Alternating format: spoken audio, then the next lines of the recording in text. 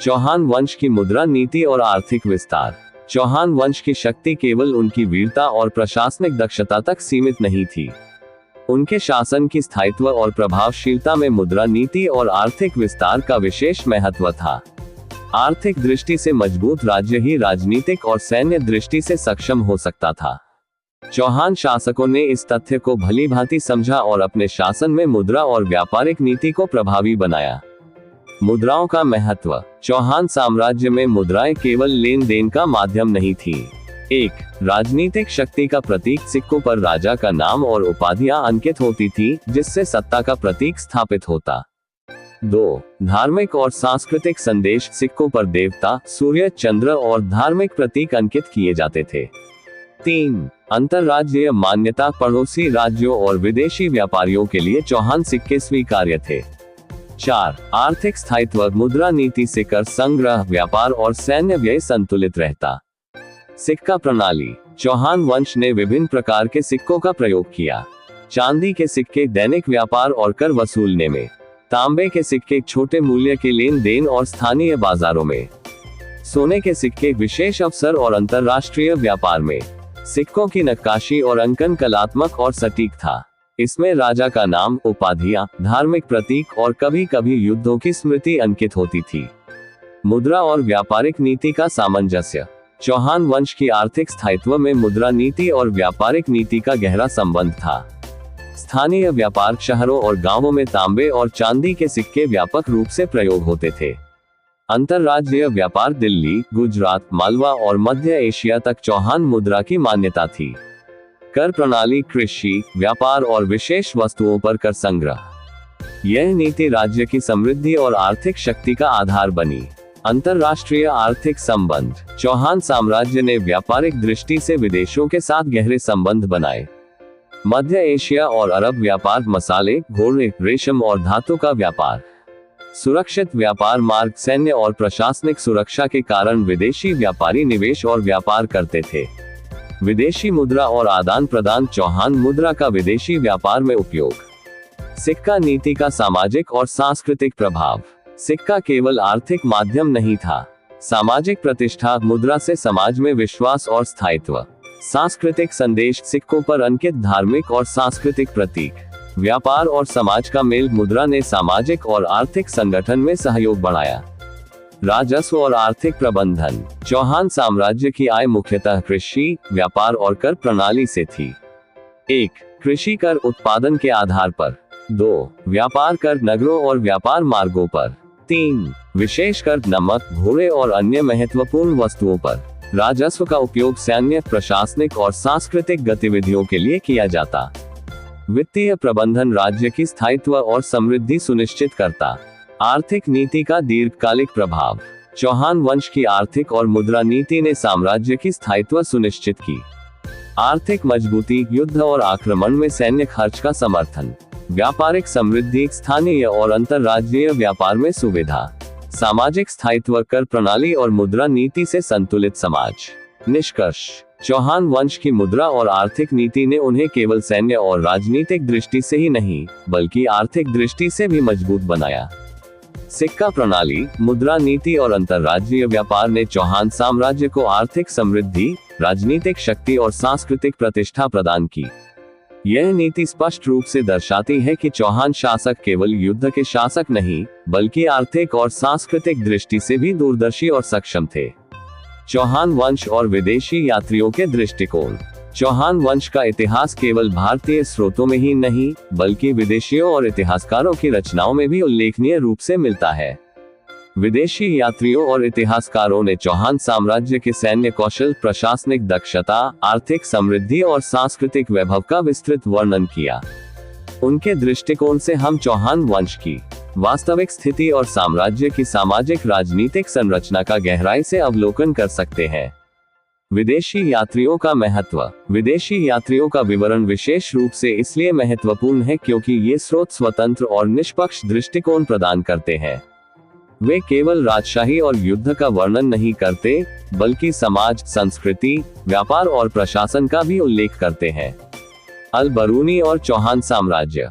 अल बरूनी, जो भारत आए थे, उन्होंने अपने विवरण में चौहान क्षेत्रों की राजनीतिक और सांस्कृतिक स्थिति का उल्लेख किया। उन्होंने अजमेर और आसपास के किलों की सुरक्षा और संरचना का वर्णन किया। चौहान शासन की प्रशासनिक प्रणाली, कर नीति और न्याय व्यवस्था को समझाया। सामाजिक संरचना, धार्मिक सहिष्णुता और सांस्कृतिक गतिविधियों का उल्लेख। अल बरूनी के दृष्टिकोण से चौहान साम्राज्य केवल सैन्य दृष्टि से ही नहीं, बल्कि प्रशासनिक और सांस्कृतिक दृष्टि से भी मजबूत था। मिन्हाज उस सिराज और इतिहास लेखन। मिन्हाज उस सिराज ने दिल्ली के युद्ध और चौहान शासकों के संघर्ष का विवरण दिया। तराइन के युद्धों का विस्तृत वर्णन। पृथ्वीराज चौहान की वीरता और रणनीति का महत्व। गोरी के आक्रमणों और उनके प्रभाव का विश्लेषण। उनके लेखन से यह स्पष्ट होता है कि चौहान साम्राज्य का पतन केवल युद्ध की पराजय नहीं था, बल्कि राजनीतिक और सामरिक परिस्थितियों का परिणाम था। विदेशी यात्रियों के अन्य दृष्टिकोण। कुछ अन्य विदेशी यात्री और व्यापारी जैसे अरब, फारसी और मध्य एशियाई लेखक भी चौहान साम्राज्य का उल्लेख करते हैं। व्यापारिक समृद्धि। अजमेर, सांभर और अन्य नगरों में व्यापार का विकास। सामाजिक स्थायित्व, कर प्रणाली, न्याय व्यवस्था और सामाजिक संगठन का प्रभाव। सांस्कृतिक वैभव, संगीत, नृत्य, स्थापत्य कला और साहित्य की प्रशंसा। विदेशियों का यह विवरण साम्राज्य के बहुआयामी दृष्टिकोण को दर्शाता है। विदेशी दृष्टिकोण और सैन्य रणनीति। विदेशी इतिहासकारों ने चौहान साम्राज्य की सैन्य रणनीति और युद्ध कौशल की भी सराहना की। किलों और नगरों की रक्षा। सेना का संगठन और प्रशिक्षण। रणभूमि में अनुशासन और युद्ध तकनीक। उनके विवरण से यह स्पष्ट होता है कि चौहान साम्राज्य का सैन्य संगठन और रणनीति समकालीन अन्य राज्यों से श्रेष्ठ थी। सांस्कृतिक और धार्मिक दृष्टिकोण। विदेशी यात्रियों ने चौहान साम्राज्य में धार्मिक सहिष्णुता और सांस्कृतिक गतिविधियों का भी उल्लेख किया। हिंदू, जैन और बौद्ध समुदायों की स्वतंत्रता। मंदिरों, महलों और जलाशयों का निर्माण। संगीत, नृत्य और साहित्य का संरक्षण।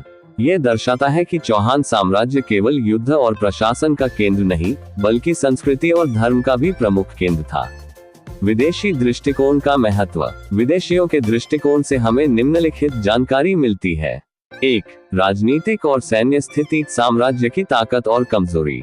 2. सामाजिक और सांस्कृतिक संरचना, समाज की विविधता और सांस्कृतिक समृद्धि। 3. आर्थिक और व्यापारिक स्थिति, व्यापारिक मार्ग, मुद्रा और आर्थिक नीति। 4. राजनीतिक स्थायित्व और पतन, युद्ध, गठबंधन और आंतरिक संघर्ष। विदेशियों के लेखन से चौहान वंश के बहुआयामी दृष्टिकोण और उनके साम्राज्य की सजीव तस्वीर मिलती है। विदेशी यात्रियों और इतिहासकारों के दृष्टिकोण से स्पष्ट होता है कि चौहान वंश केवल युद्ध और सैन्य शक्ति तक सीमित नहीं था। प्रशासनिक दक्षता और न्याय व्यवस्था। आर्थिक समृद्धि और मुद्रा नीति।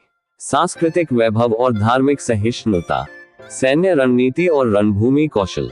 विदेशियों के विवरण ने चौहान साम्राज्य को ऐतिहासिक दृष्टि से सही परिप्रेक्ष्य में प्रस्तुत किया।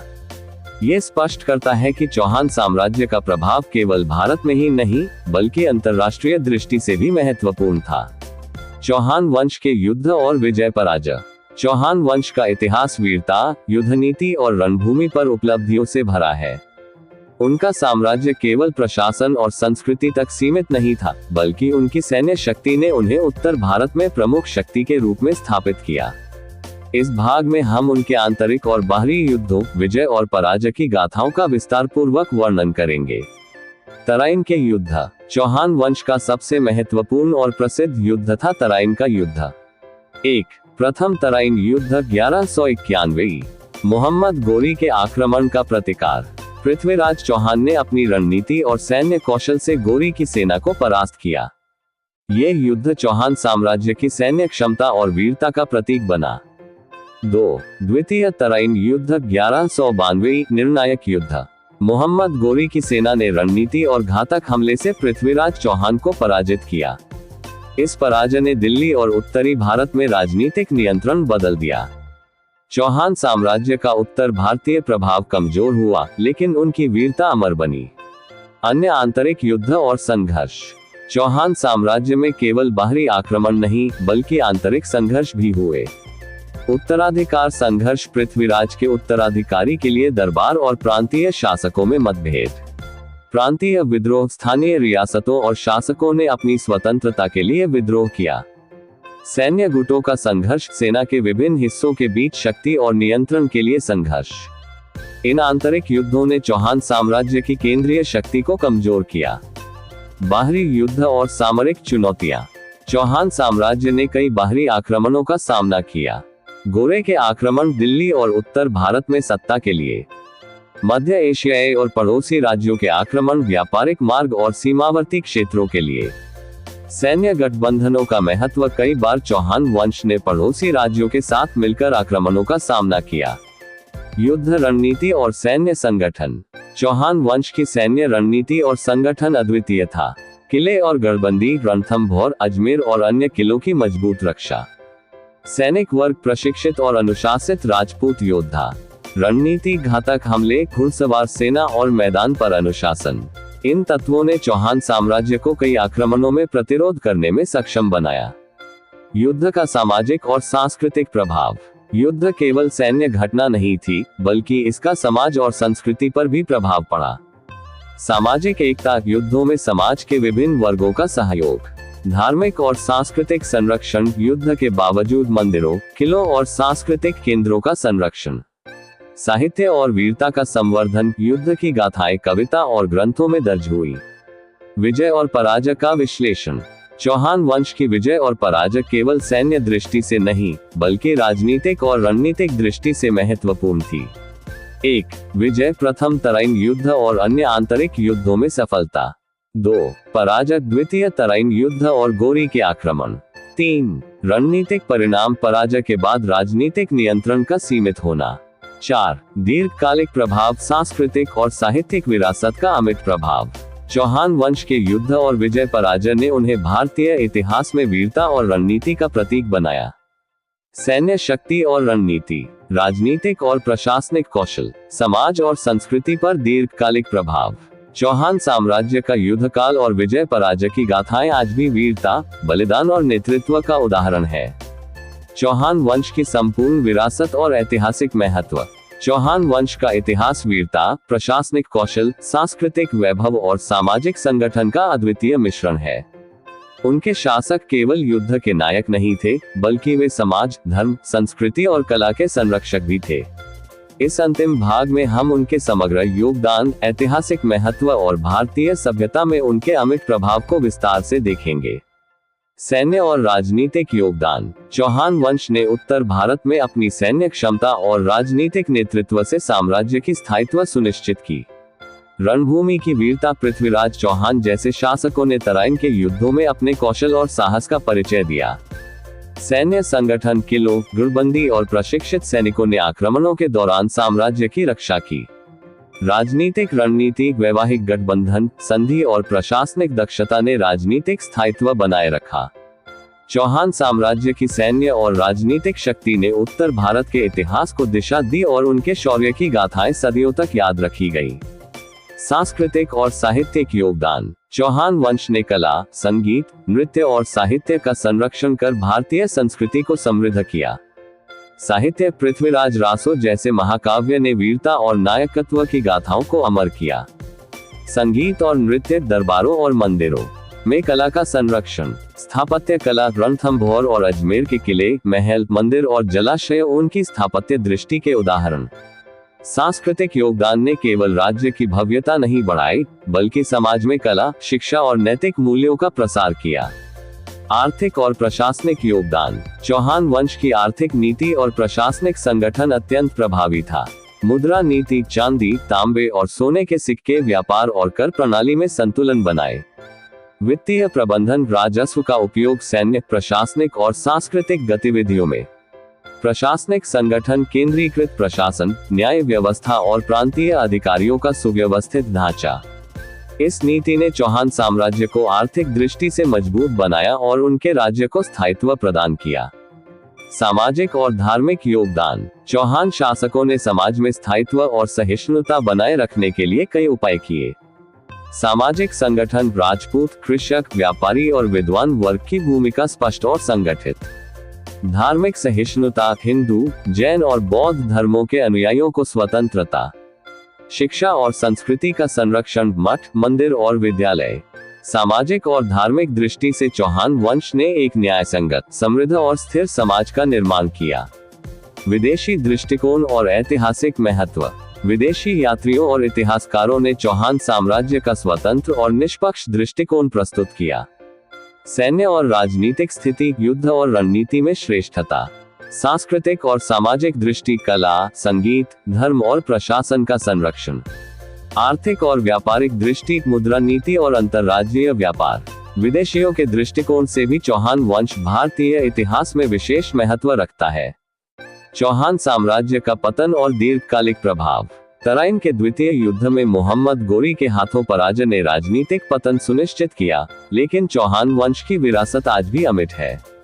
सांस्कृतिक विरासत, स्थापत्य, साहित्य, संगीत और कला। सामाजिक और धार्मिक संरचना, न्याय, प्रशासन और सहिष्णुता। सैन्य और राजनीतिक शिक्षा, रणभूमि की रणनीति, प्रशासनिक कौशल और नेतृत्व। भारत को चौहान वंश की देन। चौहान वंश ने भारत को अनेक क्षेत्रों में योगदान दिया। 1. सैन्य और राजनीतिक दृष्टि, उत्तर भारत में साम्राज्य की स्थायित्व। 2. सांस्कृतिक दृष्टि, साहित्य, कला, संगीत और स्थापत्य का संरक्षण। 3. आर्थिक दृष्टि, मुद्रा नीति, व्यापार और कर प्रणाली। 4. सामाजिक और धार्मिक दृष्टि, न्याय, शिक्षा और धार्मिक सहिष्णुता। चौहान वंश का इतिहास वीरता, संस्कृति, प्रशासन और समाज के लिए एक आदर्श है। उनका साम्राज्य केवल राजनीतिक शक्ति का प्रतीक नहीं था, बल्कि यह भारतीय सभ्यता, कला, धर्म और शिक्षा का अद्वितीय केंद्र था। चौहान शासकों की वीरता, प्रशासनिक क्षमता, सांस्कृतिक संरक्षण और सामाजिक स्थायित्व ने उन्हें भारतीय इतिहास में अमिट स्थान दिलाया। उनकी विरासत आज भी राजस्थान और उत्तर भारत के इतिहास में जीवंत है। इस प्रकार चौहान वंश का इतिहास वीरता, संस्कृति, शासन और समाज का अद्वितीय संगम है, जो सदियों तक स्मरणीय रहेगा और आने वाली पीढ़ियों के लिए प्रेरणा का स्रोत बना रहेगा।